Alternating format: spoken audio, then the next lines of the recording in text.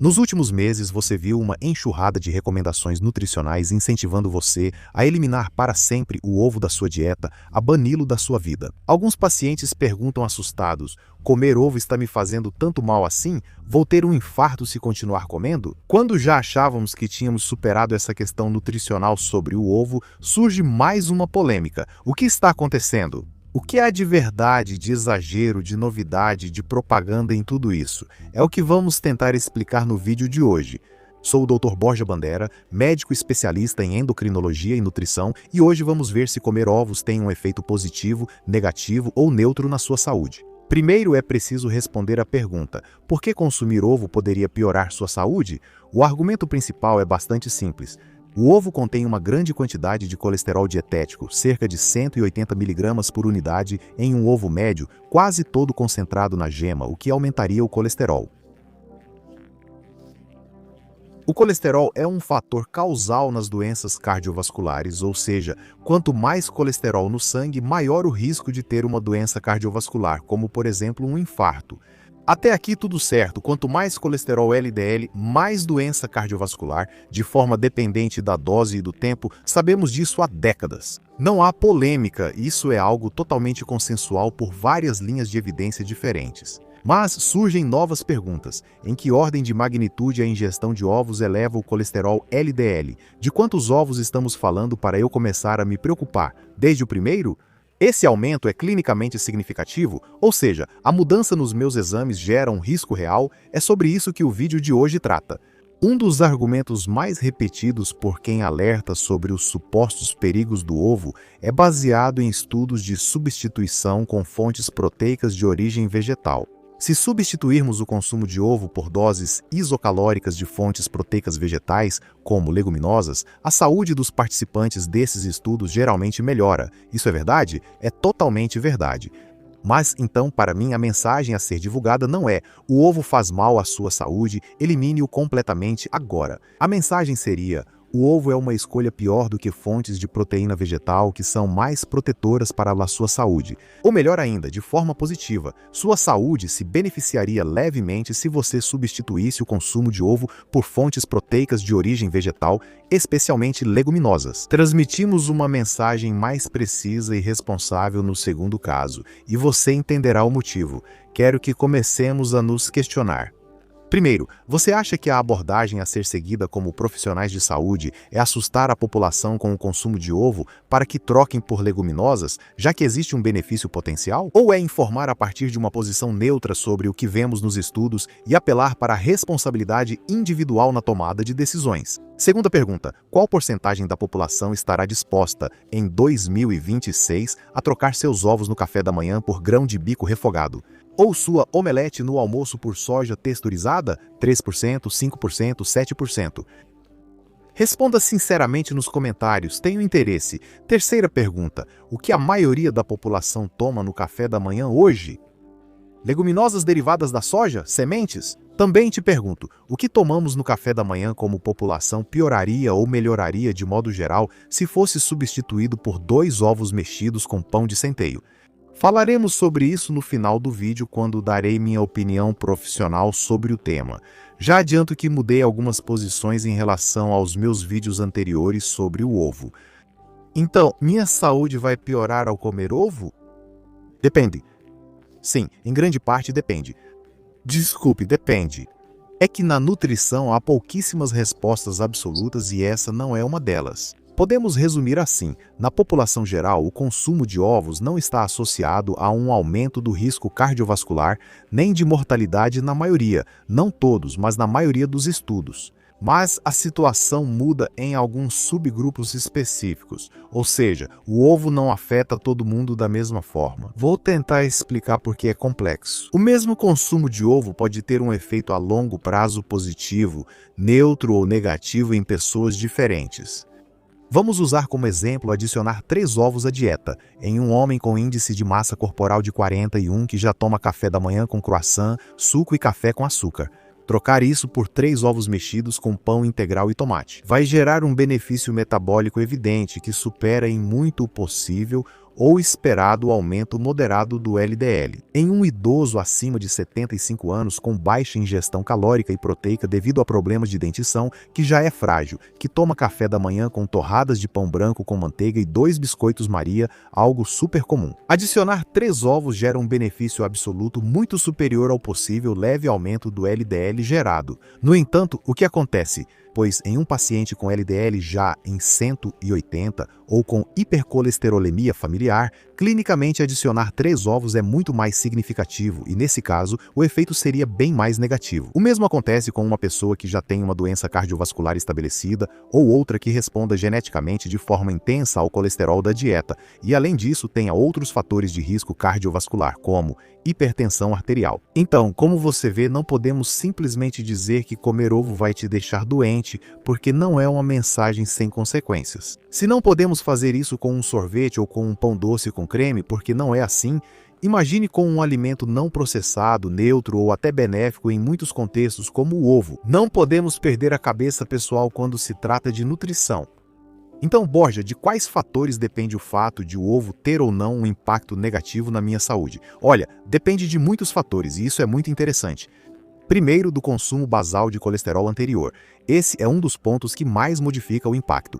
Se você já parte de uma dieta que já inclui bastante colesterol, a maioria das dietas atuais, infelizmente, por mecanismos de adaptação, o impacto do colesterol do ovo no seu sangue será pequeno.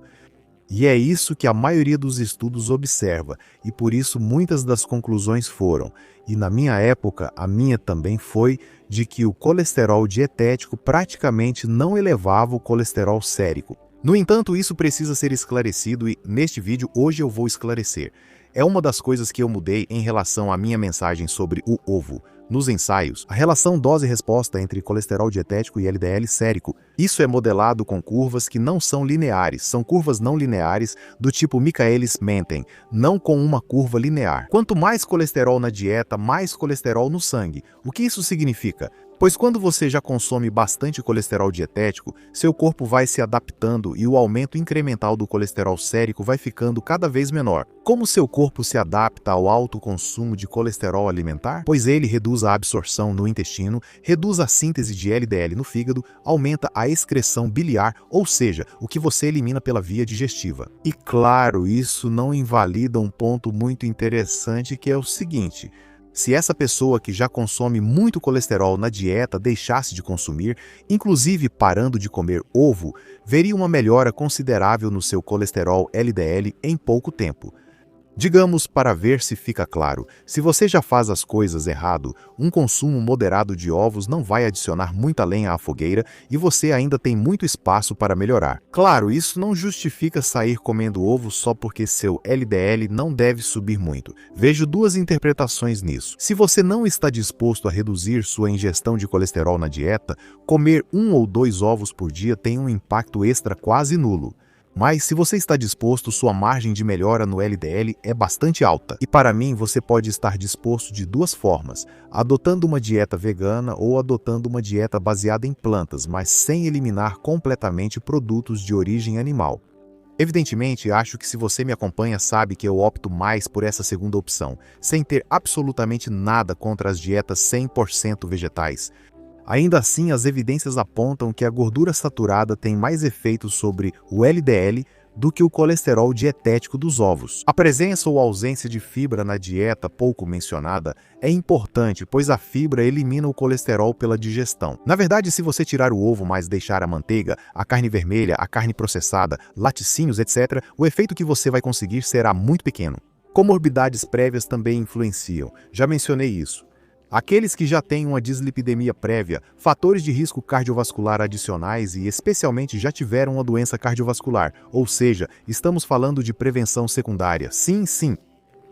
Se beneficiam ainda mais ao retirar ou reduzir o consumo de ovos e outras fontes de colesterol dietético. Isso também não é novidade, isso já vinha sendo dito nos estudos. Se você já tem um LDL elevado, se você tem doença cardiovascular, cuidado com um consumo elevado de ovos e pode parecer contraintuitivo, mas quanto maior o LDL basal para o mesmo aumento de colesterol dietético. Alguns modelos prevêem um aumento maior do LDL, o que vai um pouco contra a mensagem anterior, mas é assim mesmo.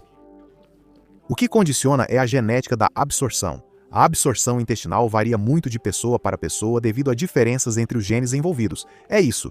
Isso costuma ser usado tanto a favor quanto contra o ovo. Um cara pode mostrar seus exames depois de comer 15 ovos. Eu tomei café da manhã com 15 ovos, faço meus exames e, entre aspas, demonstro que meu LDL quase não subiu, para validar a ideia de que o colesterol da dieta não eleva o colesterol sérico nos exames. Falso. Eleva sim, mas outra pessoa pode fazer exatamente o contrário.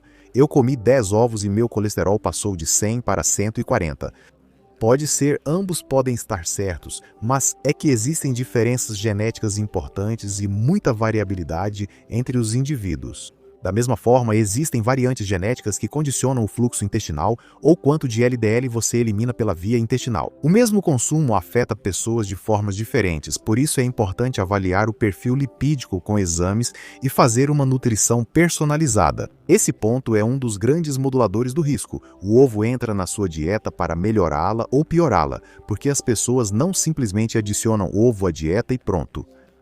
Normalmente adicionamos um alimento e retiramos outro, substituímos, não adicionamos do nada. Se o ovo substitui alimentos ultraprocessados e fontes de açúcares simples, o que acontece com muita frequência, então ele está melhorando a sua dieta. Perceba isso.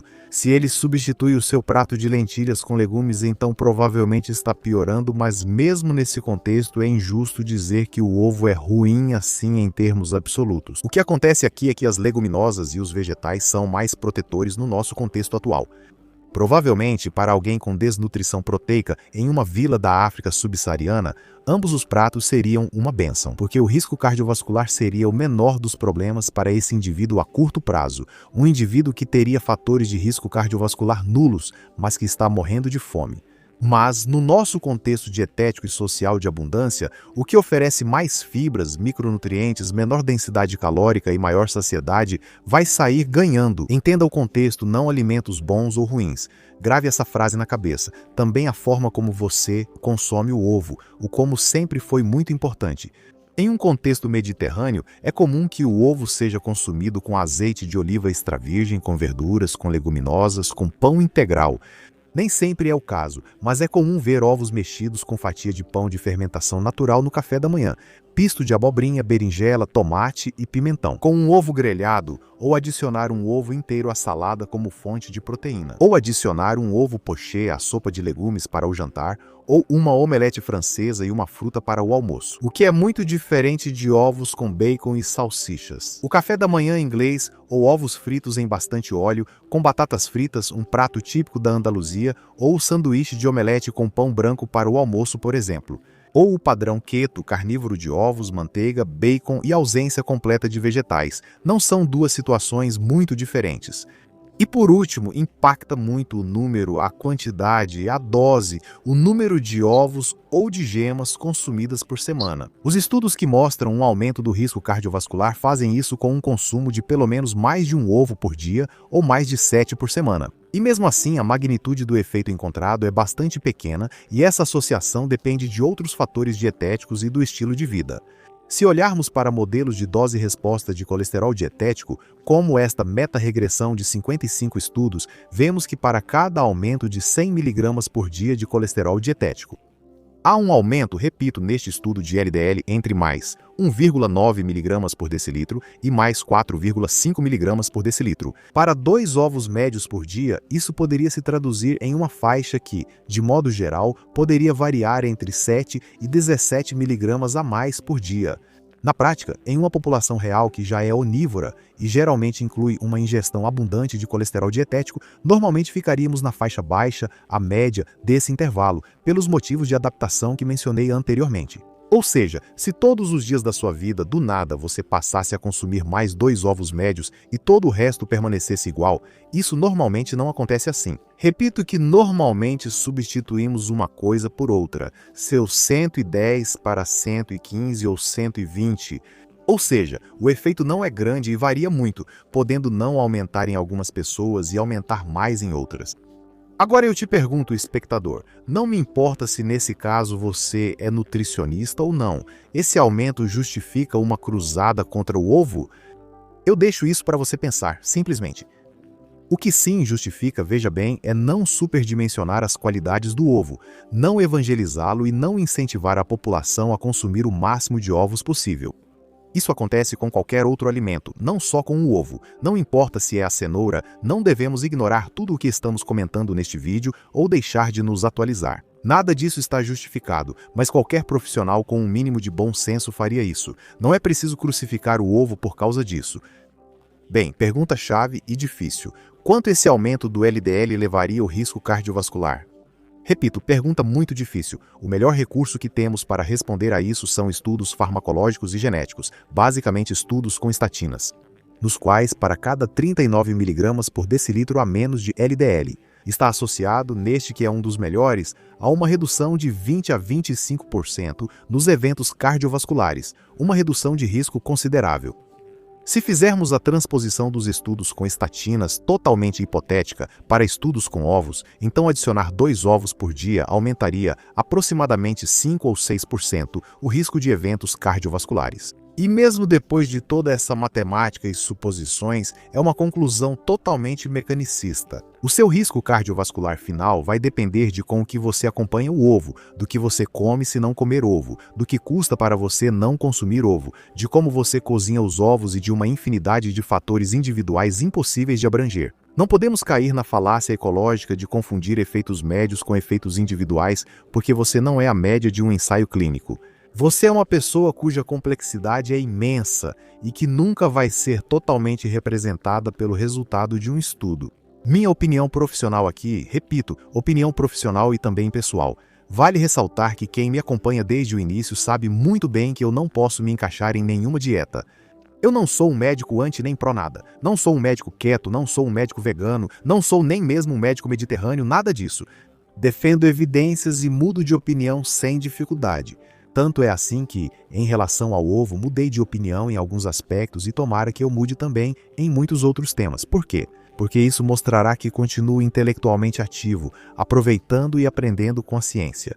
Dito isso, o que eu não gosto, e falo assim mesmo, não gosto, são as posturas fanáticas em que se coloca medo cientificamente injustificado na população geral para ganhar atenção, visualizações, monetizar, etc. Muito frequente. 2. Tenta-se forçar a população a seguir uma abordagem nutricional específica, usando o medo também como principal ferramenta. Ou 3. Tenta-se defender com unhas e dentes uma ideologia, por mais louvável, positiva e boa que seja, usando a ciência como arma de arremesso. Também não gosto disso. O primeiro ponto gera confusão, más decisões e desconfiança no público. E atualmente, o ovo não é uma ameaça nutricional como alguns fazem parecer. O ovo não é um problema, temos muitos outros problemas. Existem 3.000 ameaças muito mais preocupantes do que o ovo, só no nível nutricional. E a nutrição é apenas um aspecto da saúde, nem mesmo para mim o mais importante. Dito isso, na maioria da população, um consumo moderado de ovos, digamos de 1 a 5 ovos por semana, não vai piorar a saúde geral nem cardiovascular de forma significativa, de acordo com a maior parte das evidências. Bem, em vários subgrupos da população, o consumo de ovos terá um impacto negativo maior. Doença cardiovascular prévia, vários fatores de risco cardiovascular estabelecidos, incluindo hipercolesterolemia prévia, consumo nulo ou mínimo de colesterol dietético prévio, um padrão vegano-vegetariano, consumo diário elevado que substitui outros alimentos protetores, ou seja, consumir 10, 15, 20, 25 ovos por semana. Os ovos, na maioria dos adultos saudáveis, melhoram a qualidade nutricional, o índice de saciedade e a composição corporal pelos motivos já mencionados anteriormente. Além disso, mesmo se olharmos de uma perspectiva puramente ecológica, o impacto ambiental do ovo é muito inferior em relação a outras fontes de proteína animal. E a indústria do ovo não é nem mais nem menos poderosa do que outras indústrias. A recomendação continua sendo seguir uma dieta baseada em plantas, sempre dentro de um contexto de aderência possível, o que é muito individual. A maioria da população, e nós que somos clínicos e atendemos pacientes, sabemos disso, não está preparada nem disposta a seguir uma dieta predominantemente vegetal, muito menos 100% vegetal, mesmo que as evidências indiquem menor risco de doença cardiovascular. Embora o ideal teórico de exercício físico seja combinar força, HIIT, zona 2 e mobilidade, a maioria das pessoas só aspira a fazer um pouco de exercício quando gostam, quando a vida permite e pronto. E embora o ideal fosse dormir de 8 a 9 horas em um horário constante, a maioria não passa de 6 horas e meia de sono. E embora a dieta que mais parece reduzir o risco cardiovascular, com evidências claras, seja uma dieta 100% vegetal, a maioria das pessoas não consegue seguir uma dieta vegana, por mais difícil que seja entender isso, sinto muito. A nutrição é imperfeita porque o ser humano é imperfeito, e como lidamos com pessoas, precisamos nos adaptar a elas. Isso faz com que, às vezes, as recomendações não sejam perfeitas, mas apenas melhorem um pouco as decisões que o paciente já está tomando atualmente. A redução conseguida no LDL ao passar de comer 4 ovos por semana para comer 0, na verdade, não traz nenhum benefício. Se for impossível para você ficar sem ovos, ou se isso te fizer substituí-los por algo que eleva ainda mais o risco cardiovascular, como pão branco com geleia, por exemplo. Isso ficaria mais claro se comparássemos com as estatinas. Se um paciente consegue baixar o seu LDL com rosuvastatina em doses altas, a, digamos, 70 mg por decilitro de LDL, níveis excelentes, quem dera todos tivéssemos esse nível. Mas as mialgias associadas às estatinas fazem com que ele pare de treinar, que fique sedentário e que sua saúde metabólica piore muito. As estatinas, te pergunto, melhoraram ou pioraram a saúde dele? É disso que estou falando quando menciono uma atitude centrada no colesterol, certo? Sempre digo que conseguir que um paciente metabólico passe a beber 2 litros de refrigerante de cola zero já é um sucesso, se antes de entrar na consulta ele bebia 2 litros de refrigerante de cola com açúcar. As estratégias de comunicação baseadas em demonizar alimentos e assustar as pessoas só criam padrões de comportamento rígidos que se afastam muito de condutas saudáveis e aderentes. Isso precisa ser entendido e, acima de tudo, não está alinhado com a realidade clínica das pessoas. Para isso, é necessário atender pacientes e entender suas realidades, geralmente bem diferentes das nossas, pois temos o privilégio de nos cuidar mais. Se a doença cardiovascular é multifatorial, imagine o seu estado de saúde. O que aprendi desde que comecei a estudar medicina há 16 anos é que focar demais em um único fator faz com que a gente perca o restante, sem que isso invalide mensagens científicas verdadeiras e consensuais que vamos aprendendo. Portanto, resumindo minha posição, que espero que te ajude, sim, o ovo aumenta o colesterol LDL ulcérico, principalmente a gema. Não, ele não aumenta em todos os indivíduos da mesma forma e, em muitos, não modifica o perfil lipídico ou até pode melhorá-lo. Tudo depende da saúde genética e da dieta do indivíduo estudado. O benefício potencial de parar de consumir ovo é, portanto, muito variável de pessoa para pessoa, mas nunca é grande. Não é comparável, por exemplo, a fazer 30 minutos de exercício aeróbico por dia. Na maioria da população ocidental, sendo realista, o ovo não piora a dieta e, em muitos casos, pode melhorá-la do ponto de vista do colesterol. O que acontece é que o ponto anterior é cego, você não consegue ver. Se você só presta atenção ao colesterol, não consegue ver. Um consumo de ovo de até 7 por semana, um por dia na maioria dos estudos, tem um efeito mínimo ou nulo na saúde geral e cardiovascular. Agora, se você decidir eliminar o ovo da sua vida mantendo outras fontes de colesterol dietético, como carnes, laticínios, etc., a redução no LDL será bem pequena. Ou seja, se você realmente quer ver mudanças. Para diminuir o LDL vindo da dieta, é preciso virar vegano ou consumir bem menos produtos de origem animal.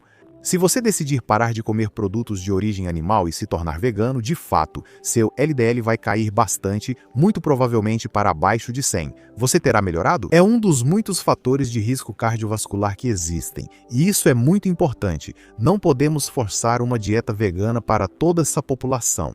Essa é uma decisão pessoal perfeitamente respeitável, mas no mundo em que vivemos.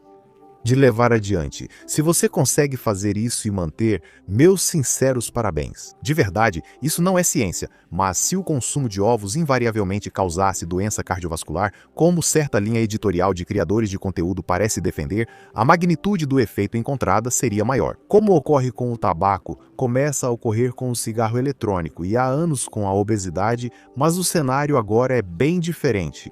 Isso me leva a concluir o que a maior parte das evidências conclui. A maioria das populações saudáveis estudadas, adicionar um consumo moderado de ovos não modifica muito o risco, mas sim o aumentaria. Por exemplo, se veganos de repente passassem a comer 4 ou 5 ovos por dia, ou se tornassem keto ou carnívoros. Eu adoraria ver uma comparação desse tipo de mudança, mas não encontrei, não acho que exista.